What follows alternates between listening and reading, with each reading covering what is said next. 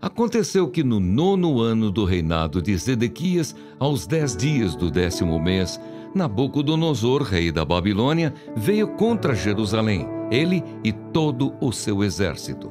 Sitiaram a cidade e construíram rampas de ataque ao redor dela. A cidade ficou sitiada até o 11º ano do reinado de Zedequias. Aos 9 dias do 4º mês, quando a cidade se via apertada pela fome e não havia pão para o povo da terra, a cidade foi arrombada.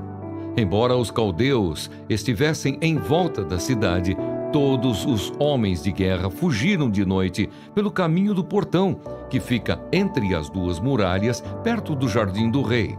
Fugiram na direção do Vale do Jordão, mas o exército dos caldeus perseguiu o rei Zedequias e o alcançou nas campinas de Jericó. E todo o exército deste se dispersou e o abandonou. Então Zedequias foi preso e levado ao rei da Babilônia em Ribla, o qual lhe pronunciou a sentença.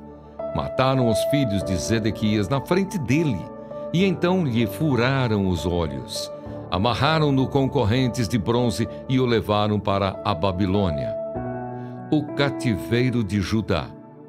No 7º dia do 5º mês do 19º ano do reinado de Nabucodonosor, rei da Babilônia, Nebuzaradã, chefe da guarda e servidor do rei da Babilônia, veio a Jerusalém. Ele queimou a casa do Senhor e o palácio real, bem como todas as casas de Jerusalém. Também entregou às chamas todas as construções importantes. Todo o exército dos caldeus, que estava com o chefe da guarda, derrubou as muralhas ao redor de Jerusalém. Nebuzaradã, chefe da guarda, levou cativos o resto do povo que havia ficado na cidade, os desertores que se entregaram ao rei da Babilônia e o restante da população.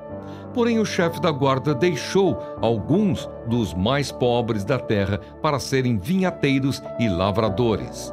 Os caldeus cortaram em pedaços as colunas de bronze que estavam na casa do Senhor, bem como os suportes e o mar de bronze que estavam na casa do Senhor, e levaram o bronze para a Babilônia. Levaram também as panelas, as pás, os apagadores, os recipientes de incenso e todos os utensílios de bronze com que se ministrava. O chefe da guarda levou também os braseiros, as bacias e tudo o que fosse de ouro ou de prata. Quanto às 2 colunas, ao mar de bronze e aos suportes que Salomão havia feito para a casa do Senhor, o peso do bronze de todos esses utensílios era incalculável. A altura de uma coluna era de 8 metros, e sobre ela havia um capitel de bronze de 1,30 m de altura. A obra de rede e as romãs sobre o capitel ao redor, tudo era de bronze. Semelhante a esta era a outra coluna com a rede.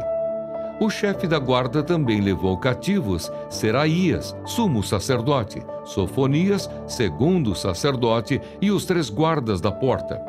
Da cidade ele levou um oficial que era comandante das tropas de guerra e 5 dos conselheiros do rei que ainda estavam na cidade, bem como o escrivão-chefe do exército, que alistava o povo da terra, e 60 homens do povo do lugar que estava na cidade. Nebuzaradã, chefe da guarda, levou-os ao rei da Babilônia, em Ribla. O rei da Babilônia os matou ali mesmo, em Ribla, na terra de Amate. Assim Judá foi levado cativo para fora da sua terra. E sobre o povo que havia ficado na terra de Judá, que Nabucodonosor, rei da Babilônia, havia deixado ali, ele nomeou como governador Gedalias, filho de Aicão, filho de Safã. Ismael mata Gedalias. Quando os capitães dos exércitos, eles e os seus soldados, ouviram que o rei da Babilônia havia nomeado Gedalias como governador, foram falar com ele em Mispa. Esses capitães eram Ismael, filho de Netanias, Joanã, filho de Cariá, Seraías, filho de Tanumete, o Netofatita, e Jazanias, filho de Maacatita. Com eles estavam os seus soldados. Gedalias jurou a esses capitães e aos seus soldados, dizendo: vocês não precisam ter medo dos oficiais dos caldeus. Fiquem na terra, sirvam o rei da Babilônia e tudo irá bem com vocês.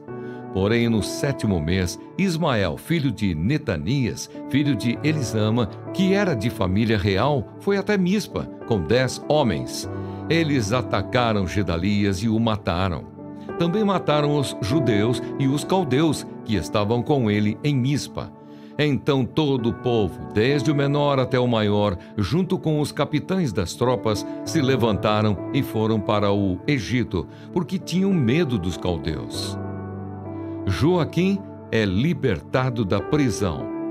No 37º ano do cativeiro de Joaquim, rei de Judá, no dia 27 do 12º mês, Evil-Merodach, rei da Babilônia, no ano em que começou a reinar, libertou do cárcere Joaquim, rei de Judá.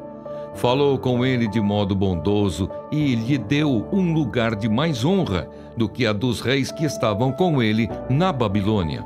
Permitiu que ele deixasse de usar as roupas de prisioneiro, e Joaquim passou a comer na presença dele todos os dias da sua vida.